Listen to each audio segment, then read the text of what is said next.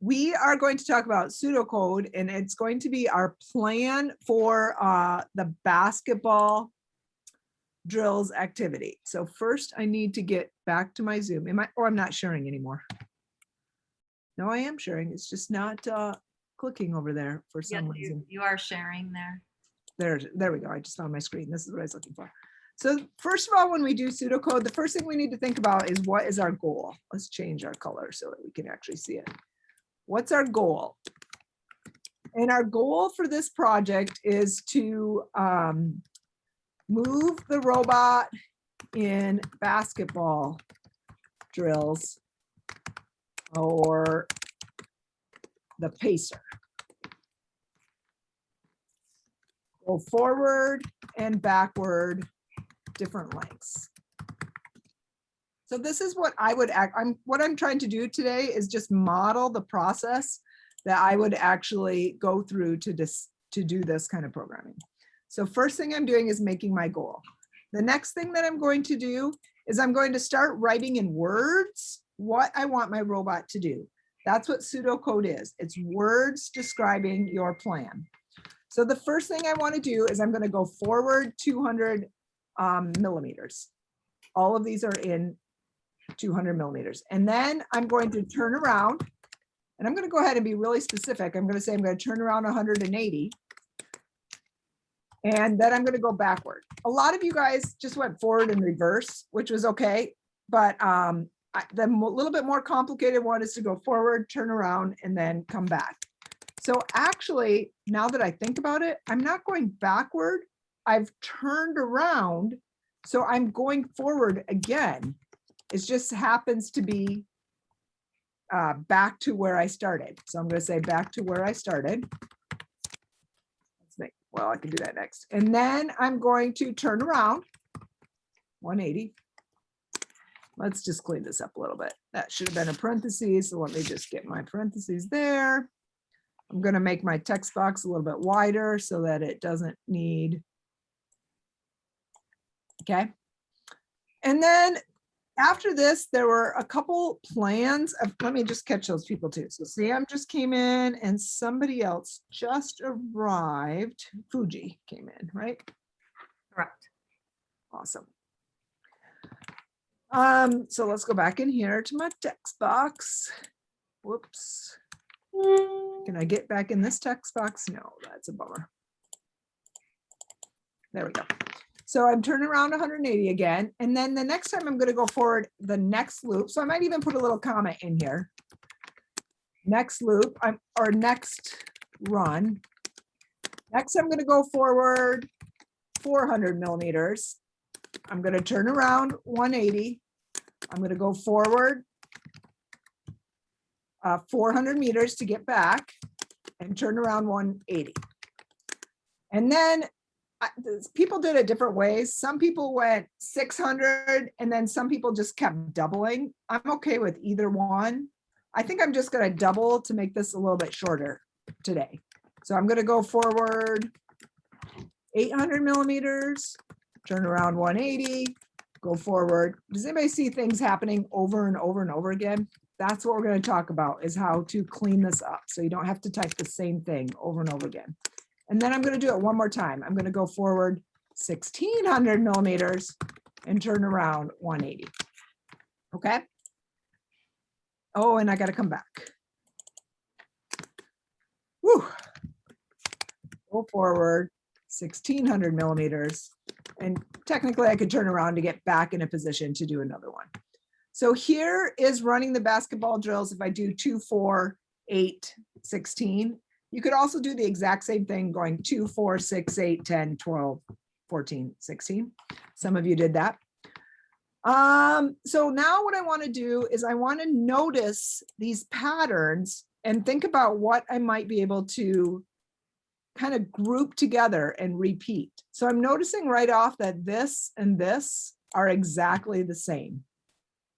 Go forward 200, turn 180. Go forward 200, turn 180. Exactly the same. And then likewise, this one and this one are exactly the same. And this one and this one, and this one and this one. So what I can do is I can actually combine all these and I can say, write my code a little bit differently. I can write it, go forward 200 millimeters, turn around. I'm going to just say turn 180. That's a little bit faster, right? And then I can say something called repeat because I'm going to do that again, right? So notice how I'm just kind of cleaning up my code a little bit. Let's see, can I get back in this one? No. Now it's going to want me to do another one. We'll just go over here, do another one. And then for the next section, I can go forward. Actually, I'm going to do this. I wonder if I can copy and paste on, whoops, that's the wrong button. Can I copy this paste? Well, let me do that. Copy and paste now. That would have been great if I just copied what was above and modified it, but no. I'm on this annotation, which does not let me do everything that I want to do, but let's go back here. Let's just go back in text. Sorry, select. We'll just keep working on this. So this time, next time I'm going to go forward, turn 180, repeat. And then I'm going to do it again. 800, turn 180, repeat. I'm losing my capitalization because I'm getting tired writing the same thing over and over again. Turn 180 and repeat. Okay. So many of you may notice that this now, I actually still have the same thing happening over and over again. So this one, this one, this one, and this one look very similar. The only thing that's different is this little section right here. That's the only different piece. It goes 2, 4, 8, 16. Can anybody tell me mathematically what's happening to that number? What's happening to that number mathematically? Exactly, it's doubles or multiply by 2. So this one is the number before times 2 again, and times 2 again. So it is going, it's not really going up by 2, it's multiplying by 2. By the way, if you did the other pattern, 2, 4, 6, 8, 10, 12, 14, 16, it would be adding 200. So I can do this either way. I either multiply by 2 and do this pattern, or I'm adding 200 and doing the other pattern. Both of them work. But when I notice a pattern happening with something just changing by a mathematical equation, at that point, I'm going to want to use what's called a variable. And instead of having the number in here, I'm going to replace it with a variable. And I really enjoyed seeing what many of you chose for variables. A lot of people figured this out. You've had some programming experience. And I'm just going to call it distance. I saw a lot of different things. I'll just call it distance. So then what happens is down here, instead of the number, I'm just going to say it's basically going to be distance times 2. It's going up every time. Distance times 2, and this next one is distance times, it's the distance before times the 2 again. So that distance is going up by 2 every time. Distance needs to multiply by 2 every time. So I can now write a new, really short program. I'm going to go forward and I'm going to call it distance. I'm going to turn 180 and I'm going to repeat. Now I'm going to want to repeat this whole thing again. Let me get over to my draw here. So I want to repeat this whole thing again. So I kind of put it outside in another loop, but the only thing is that my distance needs to get a little bit bigger. So I can add in one more thing in here that says distance times 2, basically. So now I want distance to be doubled. So I'm going to go forward my distance, turn 180 and repeat. That will come back. And then I want distance to now be bigger. And then I'm going to repeat the whole thing again. And so this would be my code. So what pseudocode does is let me plan it out and see all this repetitiveness and then make it much more efficient, because obviously this little bit, like this little bit of code is so much more efficient than this long code. So that's what loops and variables will do for you. They make the code efficient. This one's not wrong. It will work. And a lot of you turned in code very similar to this. But this is a more advanced and efficient way of programming and the way that programmers do things. So now I'm going to go and model that in V5 or in Vex VR and show you how to do it. So you can just let me get out of my annotate. You know what I'm going to do? I'm actually going to take a screenshot of my notes right here, because I could throw that in my slideshow too. And then I'm going to remove my annotations because I don't want that to show up when I switch over to the other screen. And then I'm going to go into Vex VR. And I'm going to try this program. And I'll kind of go back and forth. I wonder actually, now that's right. So this has my cross every number program. So let's just go file. I'm going to do a new project here. I'm going to name it basketball drills loops. And then first thing I want to do, a lot of you did this, so thank you very much. Just get in the habit of always putting in a comment with my name. This is Potter's class example. And then, so what I did is I wish I had my, I wonder if I can open up my, let me see if it will show in the screen, because I would love to have my pseudocode right here in the same window. Wouldn't that be awesome? Let's see if I can find it and open it up in the same window. Because normally I would have that kind of right in front of me. Ms. Drew, does that show up? Can you see that as well? Yes, it does. It's over the Yeah, other. I'm gonna crop it. Okay. And maybe I'll do it this way. Yeah. Could make, Boom, boom. There, because all I need is that little bit right there. Yeah. Does that show both of them? you can, if you slide over just a teeny bit more, you can see the left side of your Like work that? there. Yeah. Okay, perfect. Yay, awesome. This will work. Okay, so I want to go forward distance. So in my drivetrain here, I'm going to go forward. And then this is, instead of 200, I want to replace it with distance, and distance is a variable. So down here in the orange section is variables. So I go here, I can make any variable I want. So I'm going to make a variable. I'm going to call it distance, because that's self-explanatory. It's what I'm doing is I'm going a distance. So now this distance here, I can use it. I can actually come over here and see how the 200 starts to light up. So when it lights up with that white ring around it, that means it's ready to accept this. And this replaces the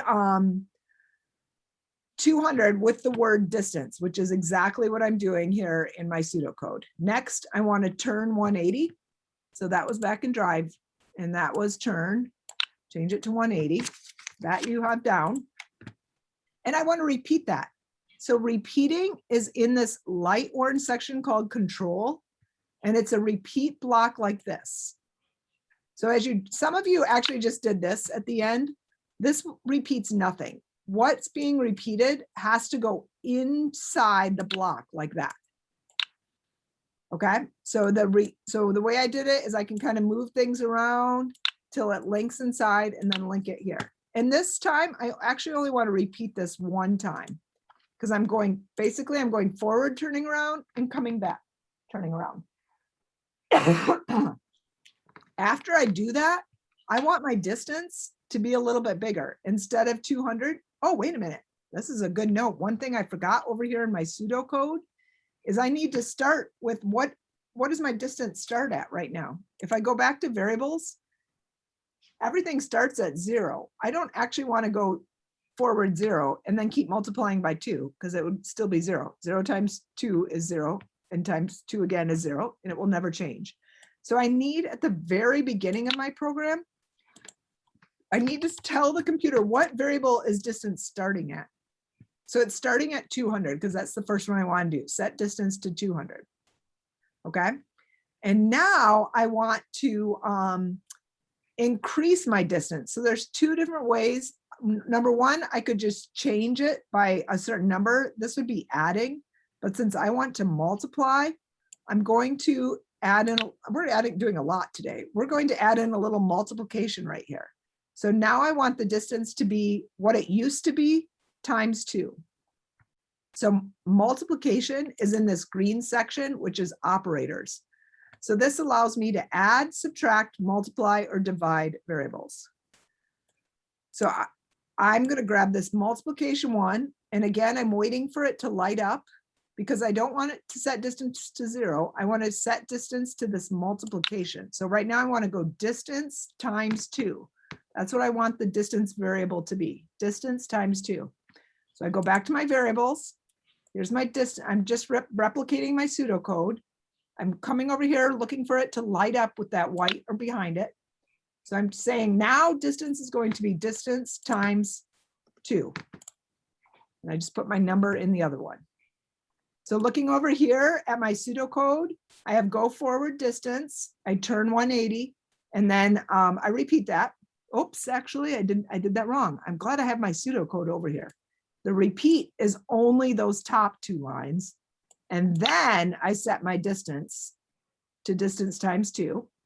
So that's this line right here in my pseudocode. And now I want to repeat this whole block, all of this business. So I'm going to go back to control, get another repeat block, and all of this stuff is going to go inside that repeat. So let's see how many times I want to do it. The first time it'll be 200, the second time 400, third time 800, fourth time 1600. So I want to repeat that 4 times. Now I look over at my pseudocode. Am I missing anything? I don't think so. I'm going forward, turning 180, repeating, changing the distance, and then repeating that whole thing 4 times. So I'm totally aware that this is a lot. I'm not expecting everybody to be able to do this the next assignment on your own. I just wanted to show you this whole structure and kind of all of it. And we will continue to add in components of this as we go.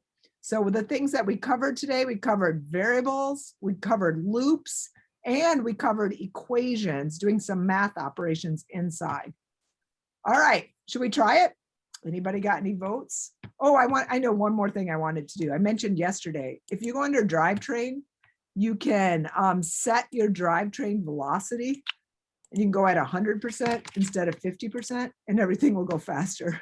That's just a little added for doing our little tests. Many of you noted when we were driving our robots, you would like to be able to go slower for more control. So this same function will allow us to make our robots go slower when we actually program them. All right, let's try it. So playground. This is not the number grid. I don't want the number grid for this one. I want to go back to just the regular grid. And I'm going to try it. Forward, turn around, back. Oh no, I did something wrong. Shouldn't have done that.